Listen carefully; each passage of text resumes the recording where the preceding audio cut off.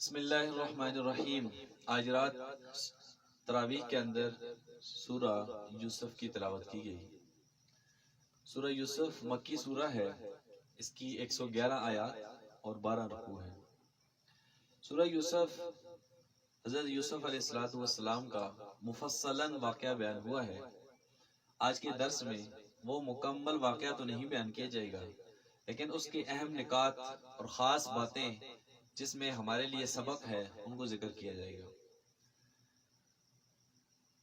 قریش مکہ نبی کریم صلی اللہ علیہ وسلم کے پاس آئے اور یہود جو اہل علم تھے انہوں نے ان کو سوال دے کر بھیجا، اگر یہ سچے نبی ہیں تو آپ ان سے یہ پوچھیں کہ وہ کون سے نبی تھے جن کے ایک بیٹے مصر چلے گئے اور وہ ان کے غم میں نڈھال ہو گئے اور رو رو کر اپنی بینائی سے ہاتھ دھو بیٹھے، یا وہ کون سے نبی تھے بنی اسرائیل میں سے کہ بنی اسرائیل جو تھے ان کا ملک مصر میں آنے کا سبب کیا بنا، وہ کیسے مصر میں آئے تھے۔ تو اللہ رب العزت نے سورہ یوسف مکمل نازل فرما کر نبی کریم صلی اللہ علیہ وسلم کو بتلا دیا کہ وہ بنی اسرائیل کے نبی حضرت یوسف علیہ السلام تھے اور وہ کنعان سے اٹھے تھے اور بھائیوں نے ان کو کنویں میں ڈال دیا تھا، لیکن مشیت ازدی یہ تھی کہ اللہ رب العزت نے ان کو مصر پہنچا دیا۔ اس لیے جب وہ مصر کے بادشاہ بن گئے تو انہوں نے اپنے والدین حضرت یعقوب علیہ السلام اور اپنے بھائیوں کو وہاں سے بلوایا۔ اس طرح ایک نبی وہ بنی اسرائیل کے مصر میں آ کر آباد ہوا۔ سورہ یوسف کی ابتدا میں اللہ رب العزت نے حضرت یوسف علیہ السلام کے خواب کا تذکرہ فرمایا۔ حضرت یوسف علیہ السلام نے فرمایا کہ ابا جان میں دیکھتا ہوں رأیت احد عشر کوکبا، 11 ستارے، ایک سورج اور ایک چاند مجھے سجدہ کرے۔ حضرت یوسف علیہ السلام کو ان کے والد نے کہا کہ یہ خواب اپنے بھائیوں کو بیان نہ کرنا۔ اس سورہ مبارکہ میں یہ معلوم ہوا کہ بھائیوں کا حسد ایک فطری امر ہے، اور حضرت یوسف علیہ السلام کے بھائیوں نے ان کے ساتھ حسد کا معاملہ فرمایا۔ دوسری بات یہ معلوم ہوئی کہ انسان جو تدبیریں کرتے ہیں وہ اور ہوتی ہیں، اور اللہ رب العزت کا جو نظام چل رہا ہوتا ہے وہ اور ہوتا ہے۔ یوسف علیہ السلام کے بھائیوں کی تدبیر ان کو والد سے دور کرنے کی تھی، ان کو کنویں میں ڈالنے کی تھی، ان کو قتل کرنے کی تھی۔ اللہ رب العزت کی تدبیر ان کو غالب کرنے کی تھی، ان کو مشن سے ہمکنار کرنے کی تھی، اور ان کو مصر کے تخت پر بٹھانے کی تھی۔ وَمَكَرُوا وَمَكَرَ اللَّهُ، کچھ تدبیریں ان کی چل رہی تھی اور ایک تدبیر میرے اللہ کی چل رہی تھی۔ وَاللَّهُ غَالِبٌ عَلَىٰ أَمْرِهِ، اور اللہ اپنے امر پر غالب ہے۔ تیسری بات اس سورہ مبارکہ سے یہ معلوم ہوئی کہ جب حضرت یوسف علیہ السلام جیل میں گئے تو جیل میں جا کر انہوں نے دعوت اور تبلیغ کو نہیں چھوڑا، وہاں پر قید کے ساتھیوں کو کہا ارباب متفرقون خیر ام اللہ الواحد القہار، اے میرے جیل کے ساتھیوں، کیا کئی خدا بہتر ہیں یا ایک خدا بہتر ہے۔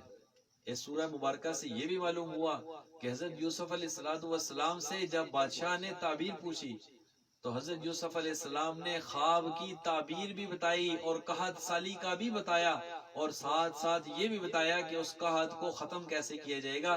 اہل علم علماء کا وہ مسئلہ یہ نہیں ہوتا کہ وہ صرف یہ کہہ دیں کہ یہ چیز حرام ہے، یہ چیز ناجائز ہے، اس کا متبادل کیا ہوگا، شریعت اس کا متبادل کیا فراہم کرتی ہے۔ حضرت یوسف علیہ السلام نے صرف مسئلہ نہیں بیان کیا بلکہ مسئلے کا حل بھی پیش فرمایا۔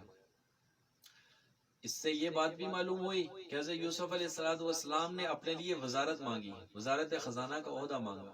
اگر کوئی شخص اپنے آپ کو اہل سمجھتا ہو اور کوئی شخص وہاں پر اس عہدے کے لائق نہ ہو تو اس صورت میں انسان کو اس عہدے کی طلب کرنا یہ جائز ہے، حضرت یوسف علیہ السلام نے عہدہ طلب کیا۔ اسی طرح حضرت یعقوب علیہ السلام نے جب بیٹوں کو بھیجا کہ جاؤ اور مصر میں جا کر یوسف کو تلاش کرو، لیکن ایک دروازے سے داخل نہیں ہونا، مختلف دروازوں سے داخل ہونا، اس سے علماء کرام محدثین نے یہ مسئلہ نکالا کہ نظر جو ہے وہ برحق ہے۔ حضرت یعقوب علیہ السلام نے اسی تدبیر کے پیش نظر ان کو یہ فرمایا کہ مصر میں ایک دروازے سے داخل نہیں ہونا۔ اسی طرح اس سورہ مبارکہ سے یہ بھی معلوم ہوا کہ حضرت یوسف علیہ السلام کی خواب کی تعبیر 40 سال بعد وقوع ہوئی۔ معلوم ہوا کہ ایک خواب جو انسان رات کو دیکھے، بسا اوقات اس کی تعبیر میں 40 سال لگ جایا کرتے ہیں۔ حضرت یعقوب علیہ السلام کی آنکھوں کی بینائی کا واپس آنا بھی اسی قرآن کریم کی آیات سے ثابت ہے۔ جب سورہ یوسف نازل ہوئی تو اللہ رب العزت نے نبی کریم صلی اللہ علیہ وسلم کو مستقبل کی پیشگوئی کر دی اور فرمایا کہ جس طرح حضرت یوسف علیہ السلام کو ان کے بھائیوں نے اپنے وطن سے نکال دیا تھا، اسی طرح اے نبی آپ کو بھی ایک وقت آئے گا کہ مکہ والے یہاں سے نکال دیں گے۔ جس طرح حضرت یوسف علیہ السلام مصر کے اندر گئے اور بڑے بڑے مناصب اور عہدوں پر فائز ہوئے، اعزازات اور اکرامات کے حامل ہوئے، اے نبی جب آپ مدینہ منورہ جائیں گے اسی طرح سے آپ کا بھی اعزاز اور اکرام ہوگا، اور اسی طرح سے اللہ رب العزت آپ کو مناصب اور بلندیاں عطا فرمائیں گے۔ حضرت یوسف علیہ السلام کا پورا واقعہ ہمارے لیے مشعل راہ ہے۔ اللہ رب العزت قرآن کریم میں سورہ یوسف کی واقعے کو ذکر کرنے کے بعد فرماتے ہیں انہو من یتقی ویصبر فإن اللہ لا یضیع اجر المحسنین، کہ جو شخص تقوی کی زندگی اختیار کرے گا اور صبر کرے گا، اللہ اس کے اجر کو ضائع نہیں کرتے۔ تقوی لوگوں کا اللہ کے ساتھ معاملہ، صبر لوگوں کا بندوں کے ساتھ معاملہ، یعنی کہ اگر ہم حقوق اللہ اور حقوق العباد کو درست کر لیں تو دور نہیں کہ کامیابی ہمارے قدم چومے۔ وما علیہ الا البلاغ۔